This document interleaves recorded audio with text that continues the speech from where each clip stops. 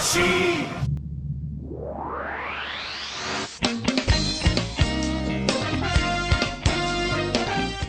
What is up, YouTube? This is Nanashi, back with another Yu-Gi-Oh! Deck profile video. This time I'll be showing you the changes and updates to my Gusto deck. That's right, it's 2021 and the very first update I'm doing is a Gusto deck profile update. And I would have never been able to get it this far without the help of the people over in the Gusto Discord server. They have been insanely helpful despite the fact that it's a very minimally populated server, and gave me a lot of really cool blend and build ideas. And let me tell you, I tried just about everything. I tried Harpies, I tried Wind Witches, I tried True Kings, I tried everything wind that you could imagine. But out of nowhere, the Simorgh archetype dropped into the TCG and changed everything. Out of nowhere, Wind Wing Beasts have suddenly gained so much potential for play that this deck got its win condition back in a semi-dependable manner. But you'll see what I mean when we take a closer look. Now, since there's a lot of monsters, I'm going to be splitting this up into two groups, starting with the Gusto monsters. First off is Gusto Eggle. When he's destroyed by battle and sent to the grave, I can special summon any non-tuner Gusto from my deck. Gusto Griffin, on the other hand, is a little more unique. If he's sent from the hand to the graveyard by any means, I can special summon any Gusto monster from my deck. If you have ever touched Gustos in your life, hearing the word "if" in a Gusto monster effect should be sending enough dopamine to bring down a bull elephant through your system. He is the only monster in the entire archetype with that wording. We also have one copy of Winda Priestess of Gusto. When she's destroyed by battle and sent to my graveyard, I can special summon any Gusto tuner monster from my deck. I also have a playset of Gusto Goldo, who technically has the most flexible search effect. When he's sent from the field to the graveyard, doesn't matter how, I can special summon any level 2 or lower Gusto monster from my deck. Pilica, Descendant of Gusto, is arguably the most powerful main deck component of the Gusto archetype right now. When she's normal or special summoned, she can resummon any wind tuner monster from the graveyard in defense mode with its effects negated, but you are locked into only being able to special summon wind monsters for the rest of the turn, which is fine. My deck is 100% wind attribute. And I still run one Cammed Serenity of Gusto. As a soft once per turn, I can return any 2 Gusto monsters in the graveyard back to the main deck to draw a card. And now that we've given Gustos themselves a bit of coverage, let's go over the ones that are not Gusto, starting with the Speedroid engine.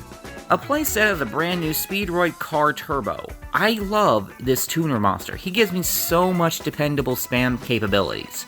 As an activating effect, if I control a wind monster, I can special summon him from my hand, but I can only activate wind monster effects for the rest of the turn.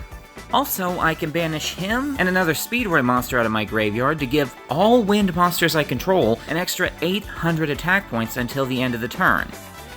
Speedroid Takatomborg is a lot like Car Turbo in that it special summons itself out of my hand if I control a wind monster, but its special summon is inherent, a lot more like Cyber Dragon. But I can only special summon him once per turn, regardless of how. Also, I contribute him to special summon any Speedroid tuner out from my deck. And one Speedroid Terror Top. If I control no monsters, I can special summon him from my hand, and when he is normal or special summoned, I can add any Speedroid monster from my deck to my hand. Next we have the small Simorgh engine. Actually, is it pronounced Simorgh or Simorgh? I can never really tell. I kinda prefer Simorgh, so I'm gonna go with that. A playset of Simorgh, Bird of Bringing. When normal summoned, I can add any Simorgh card from my deck to my hand. And Simorgh, Bird of Calamity. When normal summoned, I can send any Simorgh card from my deck to the graveyard. Also, all main deck Simorgh monsters share a common effect. If they're in the graveyard, and my opponent has no spell traps in their back row, they can resummon themselves hard once per turn from the graveyard in defense mode, but you're locked into only special summoning winged beast monsters for the rest of the turn. A playset of Wind to Wind Channeler. By discarding itself and another wind monster, I can add any wind monster with 1500 or less defense from my deck to my hand. Also, if a wind monster I control happens to be destroyed by battle and sent to the graveyard, I can special summon her from my hand, which is cool, but I literally never use that effect. And finally, one copy of Mist Valley Apex Avian. It's a little bit shoehorned, but it is playable in this deck thanks to a couple specific techs. It's able to negate the activation of any spell, trap, or monster effect by bouncing a face-up Mist Valley card I control back to my hand, which of course would just be it. And no, I'm not playing Thunderbird. I'm not an asshole. Next we move into the spell cards. First up, I have one copy of Called by the Grave, because we can only play one right now. A playset of Elbor's The Sacred Lands of Simorgh. It gives all my Winged Beast monsters 300 extra attack points, and as a hard once per turn, I can get one of each of the following effects. I can reveal a level 5 or higher monster in my hand and make it so that all monsters I tribute summon this turn can be summoned with one less tribute, and I can also get an additional normal summon of a Winged Beast monster if I already control a Winged Beast monster. 1 Emergency Teleport.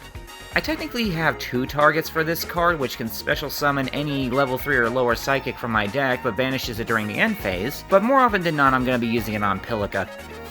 1 Monster Reborn, 1 Raigeki, 1 Terraforming, and 2 Twin Twisters, which by the way are actually warranted in this deck because A, I have plenty of cards that I can discard for it, and B, Simorgh kinda needs the back row to be gone. Now since we don't have any trap cards in this build, let's just slide right into the side deck. I'm still running my playset each of Dark Ruler No More, Herald of the Abyss, Solemn Johnson, Solemn Strike, and Solemn Warning. And finally, we finish up with the extra deck. I do need to stress that every single Die Gusto Synchro has one major issue, and that is that it requires a non-tuner Gusto monster just to be able to summon it.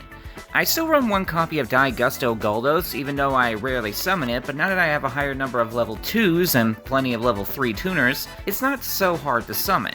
As a soft once per turn, I can return any 2 Gusto monsters in the graveyard back to the main deck in order to target and destroy a face-up monster the opponent controls. I also use one copy of Vortex the Whirlwind, and yes, there are a few Winged Beast Synchros in this specifically because of the Simorgh archetype. If he's destroyed by battle and sent to the grave, I can special summon any Winged Beast monster from my deck.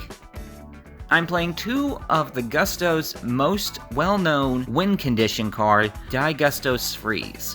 When synchro summoned, I can add any Gusto card from my graveyard back to my hand. She cannot be destroyed by battle, and this is the big one, any battle damage I would take with a Gusto monster is inflicted on the opponent instead. A pair of Stardust Charge Warrior. I almost never summon both, but when he is synchro summoned I do get to draw a card, and he can attack all special summon monsters the opponent controls, but I will say this effect would be better if I, say, had the ability to boost his attack points a little. 1 Clearwing Synchro Dragon. Just a generic synchro, he negates activated effects of level 5 or higher monsters, or an activated monster effect that targets a level 5 or higher monster, and if he does that, he destroys it and gains their attack points until the end phase.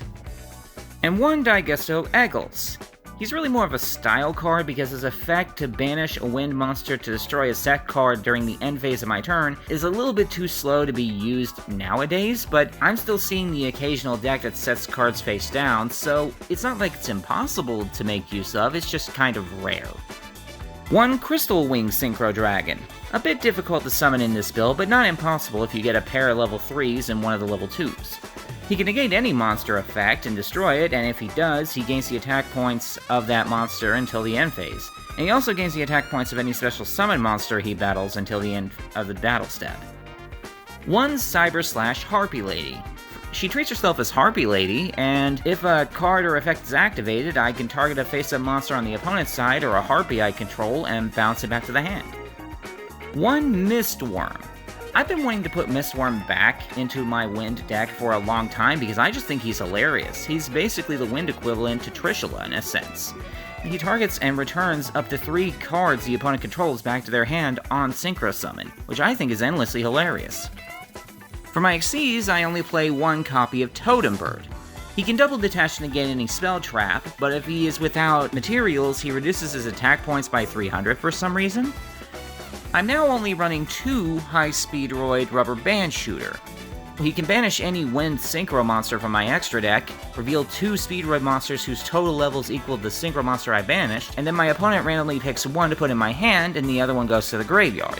Also, by locking myself into Synchro monsters only for the rest of the turn, I get 1 additional normal summon, which helps my plays out immensely in this deck. And finally, 1 copy of Simorgh Bird of Sovereignty. I try to go for this card as often as possible because he gives me great setup if I have to go first. While I control him, Winged Beast monsters that he points to, as well as himself, cannot be targeted by opponent's card effects, which gives me great protection. And during the end phase of each turn, I can special summon any Winged Beast monster from my deck whose level is equal to or less than the total number of open spell trap zones on the field, which means I will be able to summon Apex Avian, or, at bare minimum, a Gusto Tuner. And that is the deck.